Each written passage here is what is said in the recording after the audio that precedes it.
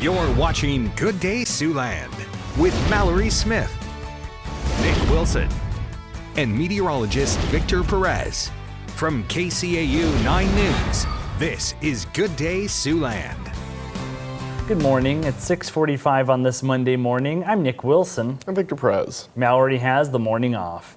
And this morning, it's looking a little decent. You know, we saw some temperatures early. Maybe we know there's some 70s on the board. Are there any 70s right now? No, we've seen them dropping down a little bit, some sprinkles as well as some clear skies making us cool off. We'll see that the studio camera right now showing conditions that are looking still a little damp. We're still seeing some of the effects of those showers, but we're not seeing any rain really coming down right now, as we currently have temperatures in the viewing area reported in the 60s for most of the region. And we'll see that last week we had nothing but great pool weather with 90s. Make you want to take some relief, but this week not so much. We are going to get back into the 80s, which is pleasant for summertime, but don't expect too much sunshine as that cloud coverage is going to linger through the daytime as well. A cloudy day, thanks, Victor. Well, you've probably already noticed gas prices are back on the rise. The national average for a gallon of regular gas is up to $3.75 this morning. That's up 16 cents in the past week and 21 cents since last month. Prices are a bit lower in Iowa with the average at $3.60 a gallon. That's a jump of nearly 25 cents in the past week. And Nebraska drivers can expect an average of $3.52 at the pump this morning, up 18 cents from last week and 17 cents from last month. And average prices in South Dakota are up to $3.69. That's up 20 cents from the week before and 19 cents from a month ago. Moving on in Iowa, one side effect of the ongoing drought is pick-it-yourself farms are having a rough season. Farmers who grow water-intensive crops like blueberries or strawberries are reporting poor harvests. One central Iowa berry farmer says this year's conditions are the worst he's seen in 56 years of farming. This season he's lost his entire strawberry crop. The high heat also causes fewer visitors to stop by at the farms. Elsewhere in Iowa, the World Day Against Human Trafficking took place over the weekend. Iowa has a long and complicated history with human trafficking, with I-80 being a main corridor for traffickers. Dorothy's House is a central Iowa organization that helps trafficking victims. Yesterday, they led a march through Des Moines to the state capitol to show support for victims and survivors. Advocates say there's still a lot of work to do in the fight against human trafficking. If you see something, say something. If something doesn't look right, if you run across someone that looks like they're having a hard time or something with them isn't just right, it's okay to go ask them if they're okay. If you or someone you know is a victim of human trafficking, you should reach out to local law enforcement for help. And back in Siouxland, one of the most popular and tasty events of the summer wrapped up in Sioux City. For 3 days, the parking lot at Holy Trinity Greek Orthodox Church turned into a hub for Greek music, dance, and plenty of delicious food. We spoke with a Greek Fest organizer about what makes this event so special. It's an opportunity for us to show our culture, but also welcome people into our beautiful church.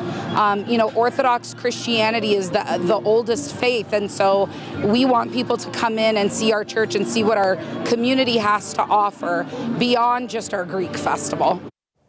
She says the 3-day event turned out great, and she's thankful for all the volunteers who helped make it possible. Meanwhile, an entertaining live show at the Plymouth County Fair gave Siouxlanders the chance to watch abandoned logs take on a new life.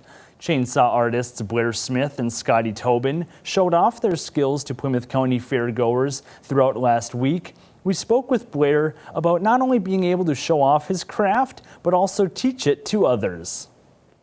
You got to have that little bit of natural ability.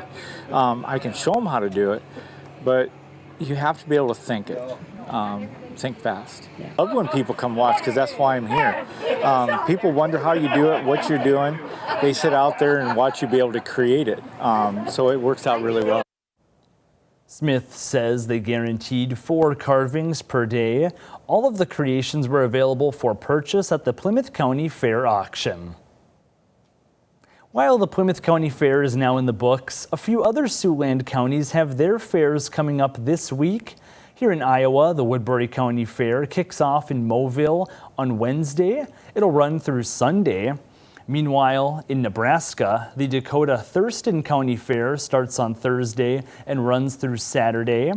The Stanton County Fair will also take place this week, running from Wednesday through Saturday. And Siouxlanders in the Rushmore State will also have a fair this week. The Union County Fair will get underway on Thursday and run through Saturday. Elsewhere, the final day of the Sioux Falls Air Show was canceled for severe weather. Organizers expected nearly 150,000 people during the two-day event on Saturday. The show included both civilian and military aerial performances. While the event was cut short by the weather, organizers say they hope it still inspired young people to consider a career in aviation.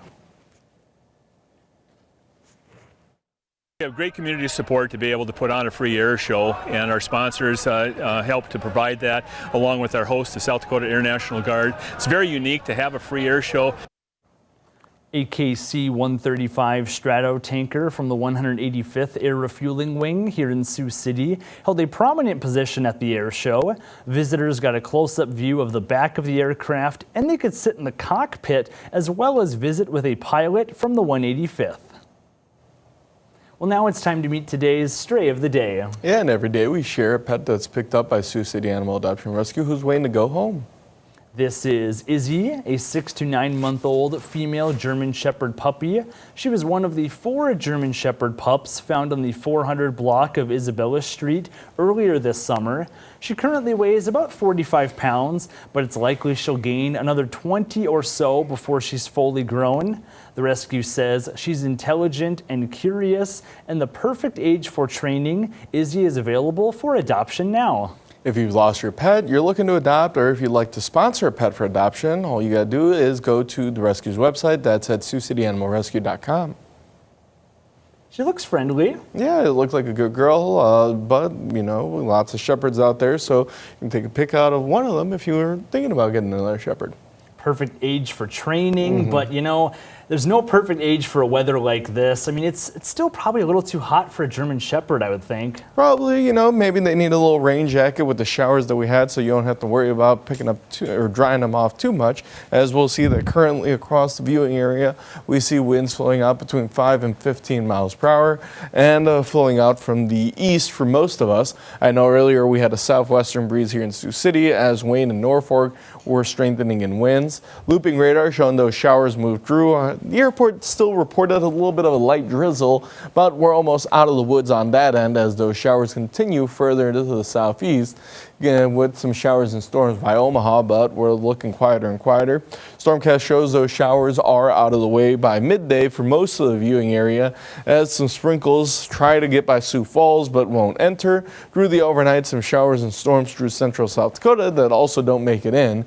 We're keeping an eye instead on what we see in Nebraska for the day on Tuesday, because they'll slowly move further east as we see more showers and storms as temperatures rise today to the upper 80s, as we'll be a little bit seasonal again. So that's pretty good. We're in the 80s for most of this week, but we do get warmer here on Wednesday once it dries off a little bit with some low 90s for Thursday, and then progressing through the weekend and next week, looking like we're staying in the 80s again for Siouxland. Thanks, Victor. Now we turn to sports, where the X's were looking to pull off a series sweep over the Kansas City Monarchs. Noah Sacco has the details in your morning sports wrap.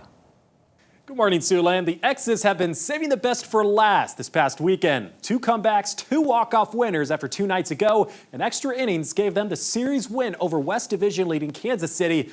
And last night they looked to bust out the brooms for the Monarch sweep. And it was bark at the park day. A lot of furry friends soaking in the action. Monarchs playing a 4 spot in the 4th, looking for more in the 8th, but Kyle Kasser at the right place at the right time. Sliding grab, taking away the hit from Justin Wiley. It's still a 4-0 game into the bottom of 8. X's, though, with the bags full, and Vince Fernandez at the dish, but he just misses it. X's straining all 3 runners on the pop-up to shallow center. Top 9 Monarchs now with 2 in position for Aaron Whitefield, but Brendan Heiss ain't messing around. Blows it past him for the strikeout, avoiding the threat. No runs, 4 Ks through 5 innings of relief work for him. Last chance for the X's, bottom 9, 2 outs. Jordan Martinson getting the frontwards K on Daniel Perez to end it. Monarchs win 4-zip. X's off today, back home for Fargo series on Tuesday at 7:05. And after the game, the league revealed an official roster update for the X's, announcing Sioux City has released outfielder Jake Sanford. A native of Nova Scotia, Canada, Sanford played in 47 games for the club this season, batting .213 while swatting 30 hits, 2 home runs, and 22 RBIs through 141 at-bats. Earlier this summer, the Western Kentucky University product joined fellow X's third baseman Matt Lloyd on the Baseball Canada roster for the Pan American Games qualifier. Sioux City now has 3 total outfielders on roster. To the bigs now, rivalry time in St. Louis. Cubs and Cardinals. Chicago looking to extend its 8-game winning streak. Paul Goldschmidt has other plans. Broken bats, single to left. Taylor Motter comes in. Goldie's 56 ribby this year. Redbirds ahead 3-zip. Top 6, same score. Yan Gomez down the line, but Nolan Arenado there for the acrobatic stop. He's going to throw him out from one knee. Perfect strike to first. Cards have got to love that one. Top 9, Jojo Romero closing it out. He's in for Jordan Hicks, who was traded mid-game to Toronto. He sets down Dansby Swanson there to seal it. Cards snapping the Cub streak as they win 3-0. Well, training camp was underway for all 32 NFL teams with a number of Siouxland faces on multiple rosters. But West Lyon and Iowa alum Monty Potabom will no longer be a part of that group following the Steelers' announcement yesterday that the fullback is retiring from the NFL. Nicknamed the Mullet due to his unmistakable hairstyle, the Steelers placed Potabom on the reserve retired list, now leaving 89 players on Pittsburgh's 90-man roster. After a prolific West Lyon career and the 2-year starting fullback for the Hawks, the Larchwood native signed with the Steelers as an undrafted free agent following the 2023 NFL Draft. Lasting through the team's rookie minicamp, OTAs, and 3 days of training camp, Potabom was Pittsburgh's only true fullback listed heading into training camp. It's still unclear why the 23-year-old chose to hang up the cleats, but nevertheless, his talent and mullet will be missed. Now to check at sports. Have a great day, Siouxland. Now let's take a look at this morning's top stories. It's what you need to know before you go. Sioux City police are investigating a fatal shooting that occurred early yesterday morning, leaving 1 person dead and 1 injured. Authorities tell us a man reported he'd been shot on the 2000 block of Metropolitan Street at around 4:15 Sunday morning. Officials found the man in the backyard of a home where he was taken then to a local hospital for treatment. A second man with gunshot wounds was found in front of the residence. He later died at the hospital. His identity has not been released. Sioux City PD say they believe the shooting was an isolated incident and that there's no danger to the public. The investigation is ongoing. Meanwhile, police in Vermilion arrested a 20-year-old woman following a fatal stabbing over the weekend. According to the city of Vermilion, officers received a report of a stabbing at around 4 o'clock yesterday morning. When officers arrived at the scene, they found the victim and determined he was dead. 20-year-old Shahia Liggins was arrested and charged with first-degree murder in the case. That investigation is also ongoing. One last look at the weather now. It's going to be a colder day than what we've seen in previous days. Yeah, especially compared to last week's 90s and feels like 100s. Today is going to be feeling pretty cool, something we've been able to enjoy through most of the weekend. Upper 80s for the highs today, a little bit of cloud coverage, but more importantly, those showers are traveling further south, so we'll have a drier afternoon and late morning. Now, temperatures in the upper 80s today, mid 80s for tomorrow, as we see some more potential showers through the afternoon. Seeing temps in the 80s and low 90s briefly until we cool down again through the weekend, with some showers and storms appearing Friday and Saturday respectively, until we see that 80s are forecasted through next week as well with more sunshine. So Nick, we'll have a cloudier and still kind of cool week this week. Definitely a very cloudy week. Thanks, Victor. Well, thanks for watching and have a great rest of your morning.